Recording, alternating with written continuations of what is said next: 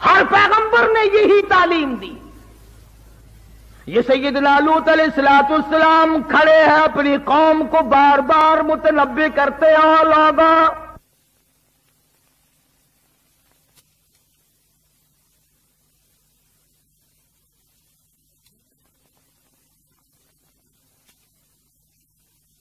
ہائے پیغمبر کس پیار سے اپنی طرف بلا رہے ہیں. میرے بھائیوں، او میری برادری، او میرے خاندان کے لوگوں، او میرے تائے چچو، آؤ میری بات سنو. فرمایا کذبت قوم لوط المرسلین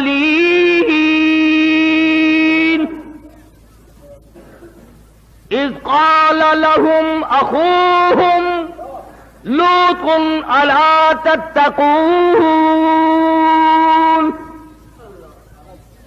میرے بھائیوں، میری برادریوں، میرے خاندان کے لوگوں، میرے عزیزوں، میرے رشتہ داروں، میرے دوستوں، کس پیارے انداز سے اللہ کا نبی بلا رہا ہے. انی لکم رسول امین،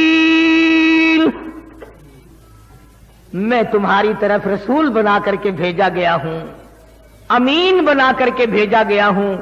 اللہ نے امانت میرے سپرد کی ہے، توحید کی امانت. سبحان اللہ، توحید کی امانت میرے سپرد کی ہے اور میں تم تک پہنچاؤں گا.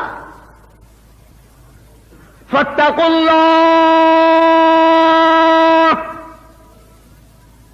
ڈر جاؤ اللہ سے. نبی کہتا ہے، رسول کہتا ہے، پیغمبر فرماتے ہیں ڈرو اس پروردگار سے جس کے قبضے میں ذرہ ذرہ ہے، جس کے قبضے میں پتا پتا ہے، جس کے قبضے میں قطرہ قطرہ ہے. ڈرو اس پروردگار سے. فاتقوا اللہ واطیعون،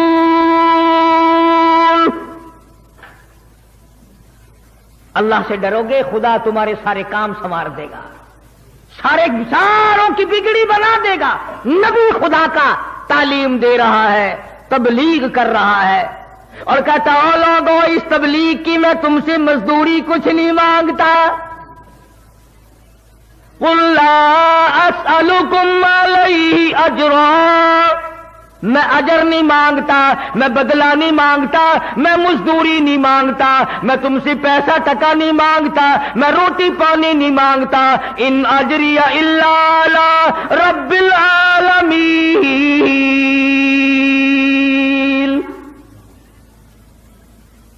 اللہ کا نبی کھڑا ہے، بلا رہا ہے اپنے بھائیوں کو، عزیزوں کو، برادری کو، خاندان کو، آؤ سارے میری بات سنو. خداوند کریم نے جو تاج نبوت ان حضرات کو اڑایا اس کی تکمیل ہو رہی ہے، ڈیوٹی ادا کر رہے ہیں، منصب پر فائز جو کیا وہ پہنچا رہے ہیں. سیدنا لوط علیہ الصلوۃ والسلام کی قوم بعض تو کیا آتی، شرک میں تو گرفتار تھے ہی، ایک اور بیماری میں مبتلا ہو گئے،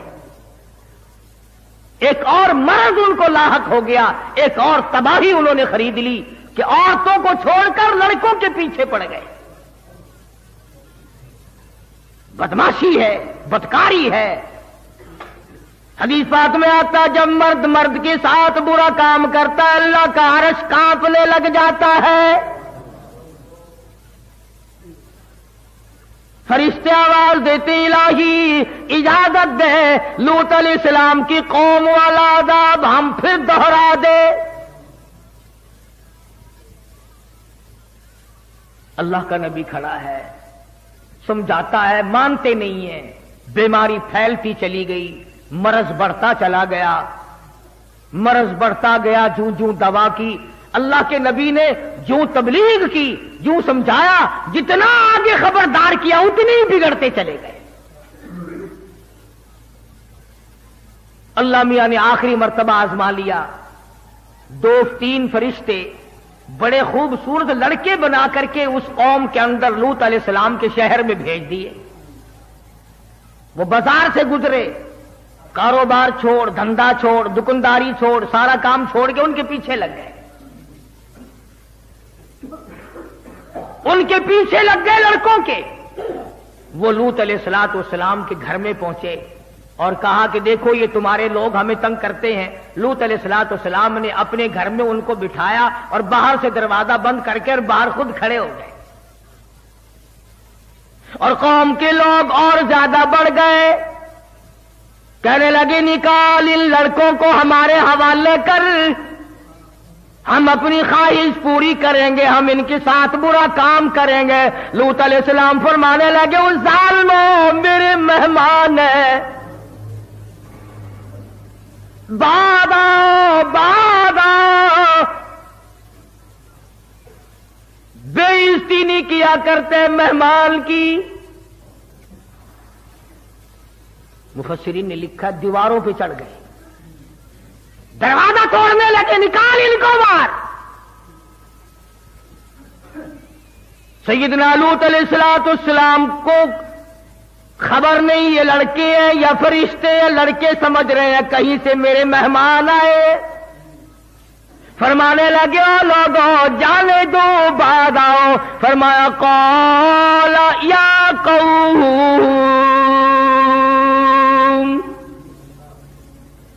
قال یا قوم, او میری قوم کے لوگوں, او میرے بھائیوں, او میرے رشتہ داروں, ہؤلاء بناتیہن اطہر لکم, تمہارے گھروں میں میری بیٹیاں موجود ہیں, عورتیں موجود ہیں, ان سے اپنی حاجت روائی کرو, ان سے اپنی خواہش کو پوری کرو. جاؤ میرے مہمانوں کو نہ ستاؤ. قربان جاؤں نبی پر, کافروں کی بیٹیوں کو اپنی بیٹیاں بنایا ہے, میری بیٹیاں.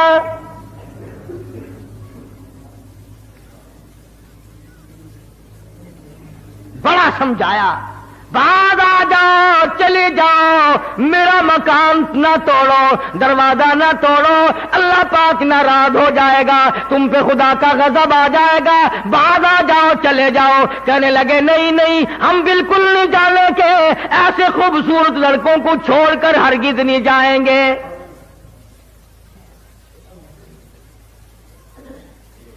سیدنا لوط علیہ السلام نے بڑا سمجھایا, ہاتھ باندھے, منتیں کی بڑے بڑوں کی, سرداروں کی,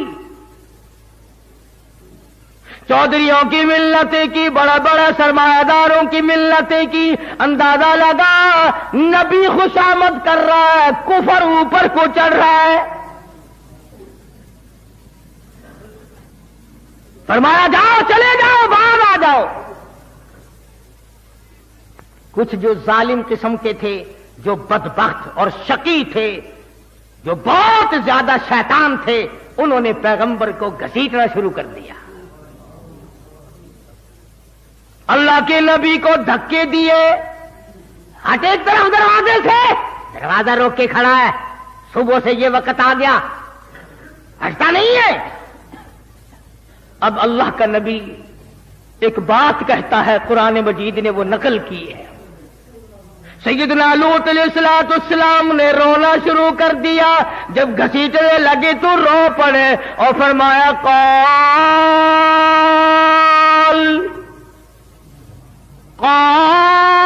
لو ان لی بکم قوة او آوی الى رکن شدید, اے کاش میرے پاس فوج ہوتی, میرے پاس لشکر ہوتا, میرے ہاتھ میں لاٹھی ہوتی, طاقت ہوتی, قوت ہوتی, میں تمہیں مار کے بھگاتا. اور ظالموں شرم کرو, نبی کو نہ مارو, اللہ کے پیغمبر کو نہ مارو, خدا کے نمائندے کو نہ مارو. لوط علیہ السلام کو مارنا شروع کر دیا, گھسیٹنا شروع کر دیا. ادھر اللہ کے نبی نے رویا, رو دیا, ادھر آنسو پڑے, ادھر آواز آئی مکان کے اندر سے, قالوا یا لوط.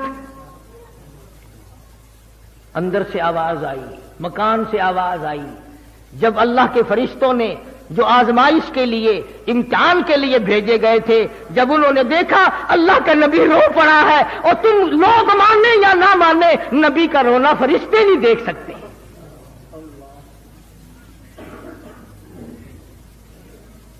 اندر سے آواز آئی قالوا یا لوط انا رسول ربک،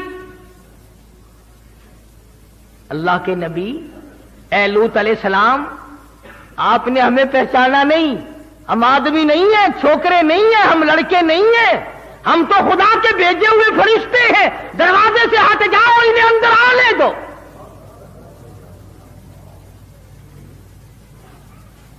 چھوڑ دو دروازہ۔ اور آپ ایسا کریں، اپنے اہل و عیال کو ساتھ لیں، بیوی بچوں کو ساتھ لیں، 2 منٹ کے اندر بستی سے باہر چلے جاؤ، ہم تو اس بستی کو برباد کرنے آئے ہیں۔ لوط علیہ السلام اللہ کا نبی سے زیادہ اللہ کو کون جانتا ہے، کون سمجھ سکتا ہے؟ لوط علیہ السلام فوراً کھڑے ہوئے اور اپنے بال بچوں کو سنبھالا، جلدی کرو باہر نکلو، بستی کے ساتھ کچھ اور ہونے والا ہے۔ نبی جانتے تھے کہ خدا کا غضب آ گیا، جلال آ گیا، اب نبی کا رونا خدا نہیں دیکھ سکتا۔ جن کو یقین تھا وہ تو ساتھ چل پڑے۔ لوط علیہ السلام کی بیوی تھی، گھر والی تھی، پر پیغمبر کی زبان پر یقین نہیں کرتی تھی، پھر چل پڑتی ہے، پھر کھڑی ہو جاتی ہے، پھر تھوڑی سی چلتی ہے، یوں مڑ مڑ کے دیکھتی ہے کہ نبی ابھی تو کچھ نہیں بگڑا، ابھی تو کچھ ہوا نہیں، جو کہ تو ہے بستی۔ اللہ تو جانتا تھا نا میرے نبی کی زبان پر یقین نہ کرنے والی ہم نے تجھے بیچ میں لپیٹنا ہے، اس لیے خبردار کر دیا کہ بعض آدمی اگر سے گناہ نہیں کرتا مگر یہ یقین کرنا چاہیے کہ گناہگار کے لیے سزا ہے، بربادی ہے، اگر یہ یقین نہیں تو ساتھ لپیٹا جائے گا۔ لوط علیہ السلام اپنے بال بچوں کو لے کر کے ابھی بستی سے کچھ دور گئے تھے، شہر سے کچھ دور گئے تھے، قوم سے الگ ہوئے تھے کہ ان فرشتوں نے اس زمین کو اس طرح سے کاٹ لیا زمین سے جس طرح نرسری والے پیڑ کو کاٹ کر الگ کر لیتے ہیں۔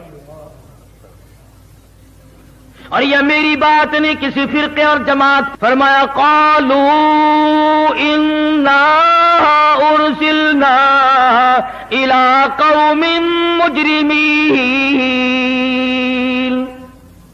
لنرسل علیہم حجارۃ من طین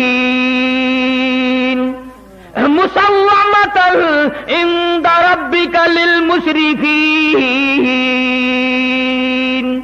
فأخرجنا من كان فيها من المؤمنين۔ اے لوط علیہ السلام، ہم تو اس قوم کو برباد کرنے آئے ہیں، ہمیں تو بھیجا اس لیے گیا ہے۔ اب زمین سے یہ ٹکڑا الگ ہو گیا، بستی کٹ گئی، شہر کٹ گیا، یہ علاقہ الگ کٹ گیا، یہ قوم کٹ گئی، بدماشی کا مزہ ان کو چکھایا جائے گا۔ اب خدا کا قرآن کہتا ہے زمین سے کٹ گیا ٹکڑا، آسمان کی طرف ٹکڑا جا بھی رہا تھا اور آسمان سے پتھروں کی بارش بھی ہو رہی تھی،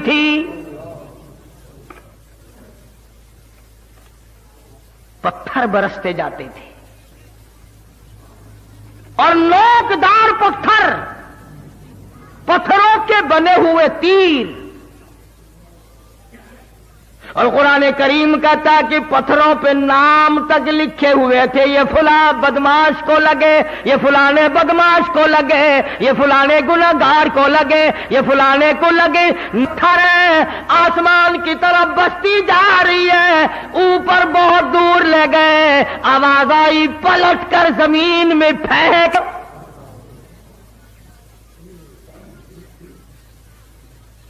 عورتیں مر گئی، بچے مر گئے، ساری قوم برباد ہو گئی۔ فرمایا وَتَرَكْنَا فِيهَا آیَةً لِّلَّذِينَ يَخَافُونَ الْعَذَابَ الْأَلِيمَ۔ جب میں عذاب دیا کرتا ہوں کون میرے عذاب کو روک سکتا ہے؟ میرے قہر کو کوئی نہیں روک سکتا، میرے غضب کو کوئی نہیں روک سکتا۔ جب میں غضبناک ہو جاؤں پھر تمہارا اس دنیا میں کوئی نہیں۔ اور میرے بندے تیرا خیر خواہ میں تھا، تیرا چاہنے والا میں تھا، تو میرا تھا میں تیرا تھا، تو میرا نہیں رہا میں تیرا نہیں رہا۔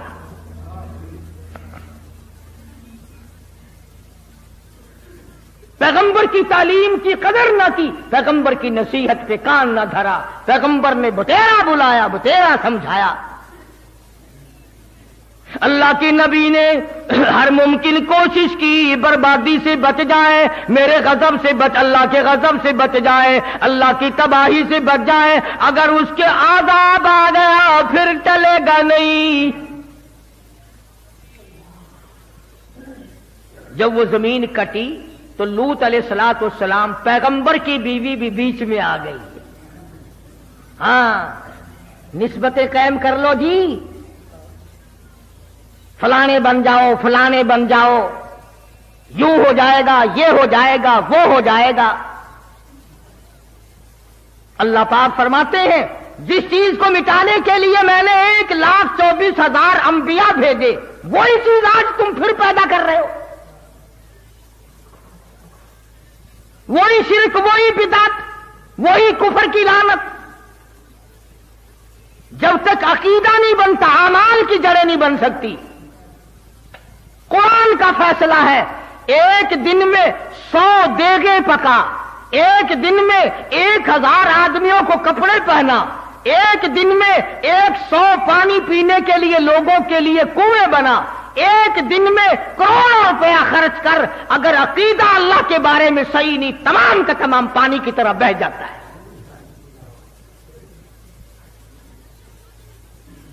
پہلے عقیدہ صحیح کر پھر بات بنے گی۔ اگر خیرات کرنے سے سب کچھ بنتا ہے تو بنیے کا مقابلے میں تم خیرات میں نہیں کر سکتے۔ ہندوستان کا ایک ایک کراڑ، ایک ایک بنیا 20-20 لاکھ روپیہ صرف پانی پلانے پہ خرچ کرتا ہے، 10-10 لاکھ روپیہ خرچ کرتا ہے۔ اور اگر میری بات پہ یقین نہ ہو، اب گرمی کا موسم آئے گا، کبھی سندھ کا سفر کرو، گوٹ کی، پنو عاقل، ڈیر کی، میرپور ماتھیلو اور دوسرے اسٹیشنوں پر بنیوں کے لڑکے، کراڑوں کے لڑکے برف کا پانی بالٹیوں میں لے کر گاڑیوں کے چاروں طرف پھرتے ہیں۔ پلانے والے کراڑ ہیں، پینے والے امتی اور مسلمان ہیں۔ لیکن ان کی خیرات کا بدلہ دنیا ہی میں اللہ پاک دے دیتا ہے، آخرت میں کوئی حصہ نہیں۔ کیوں؟ لا الہ الا اللہ محمد الرسول اللہ صلی اللہ علیہ وسلم کلمے والی